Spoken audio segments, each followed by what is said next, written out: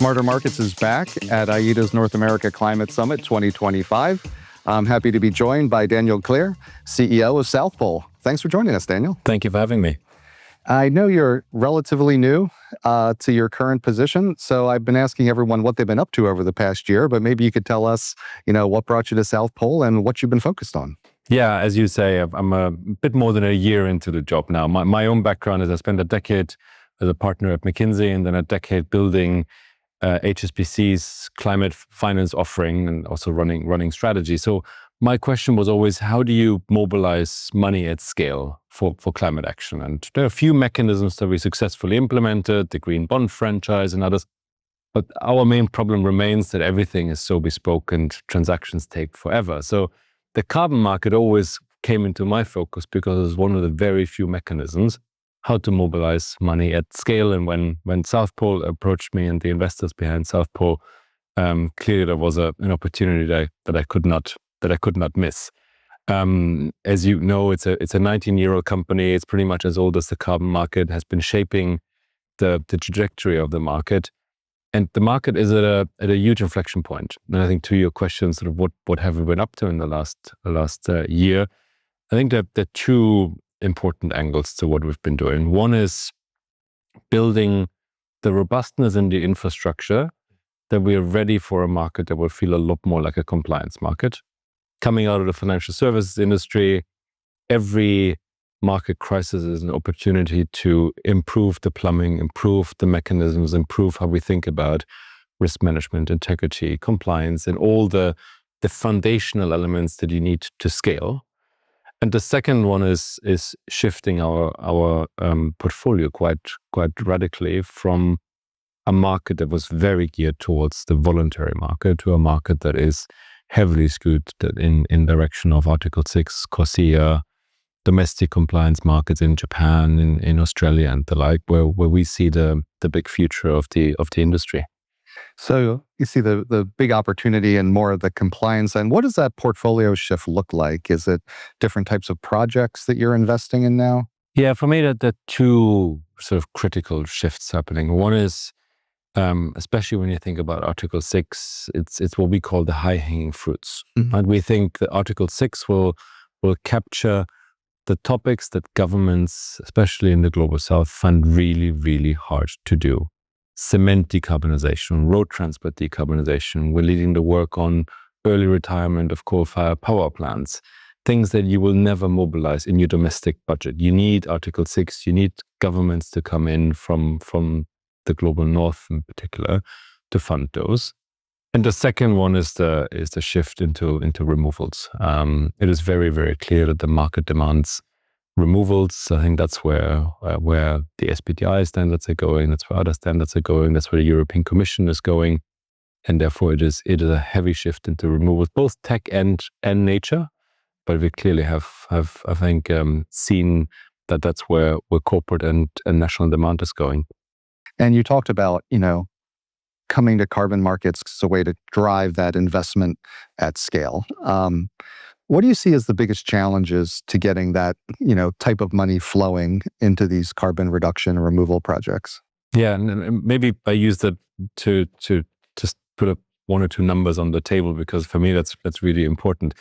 As you say, over the last 10 years, actually, we've seen huge momentum on climate finance. And we're now mobilizing every year between $2 to $3 trillion that goes into climate finance, which is great.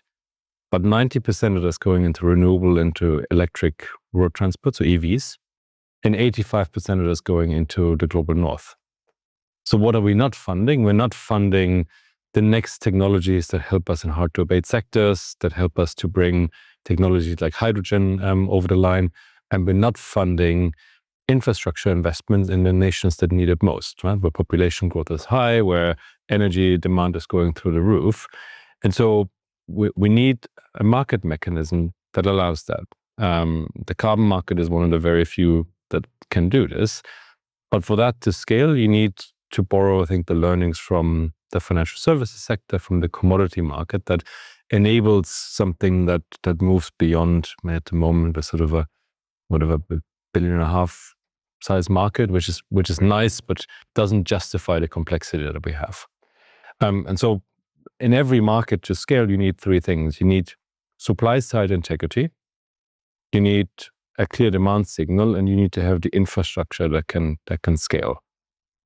I think on supply side, the industry has done a huge job over the last 2 to 3 years. I mean, the work that Amy Merrill is leading at ICVCM, the CCP labels that are coming out, the rating agencies that are building confidence, the work that I think we've done internally and also our peers have done internally, have, I think, done a huge amount of contribution to remove some of the trust issues.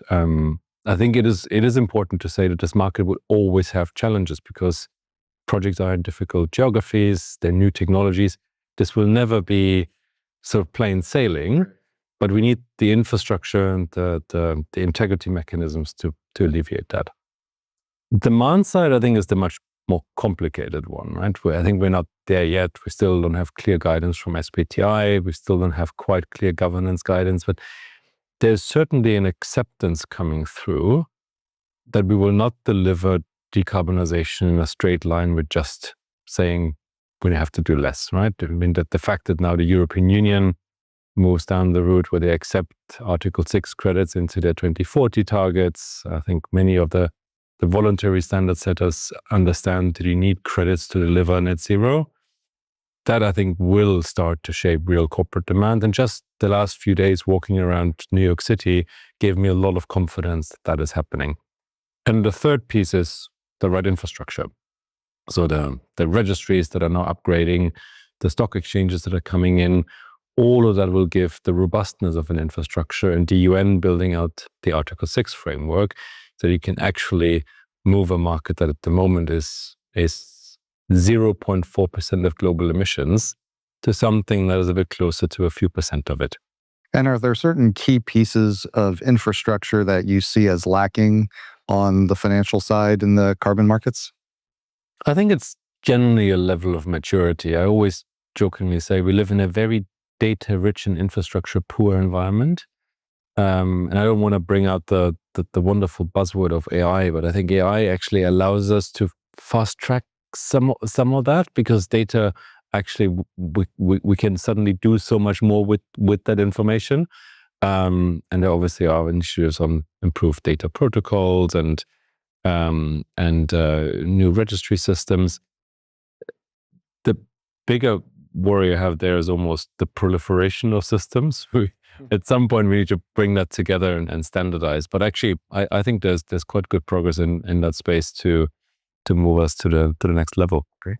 And when you're walking around the streets of New York this week for Climate Week, when you're here at IETA's North America Climate Summit, do you find people are receptive to your view of where the markets need to be going and what we need to be doing? Or do you see some areas where the conversation has to drive to consensus on that? I think the consensus is actually there. It is unclear who will lead that next step, right? And normally in a market that is going through significant shifts, you have bodies that are driving that action. Often policymakers, I mean, again, coming out of financial markets, it's a 500-year-old industry that has a crisis every 10 to 15 years, right? And you have regulators that are using the crisis to move the market forward.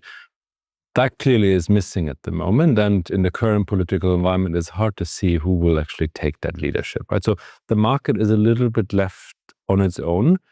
But the positive for me is that the actual on-the-ground transactions, the investments, the capital is coming in, that is still moving, right?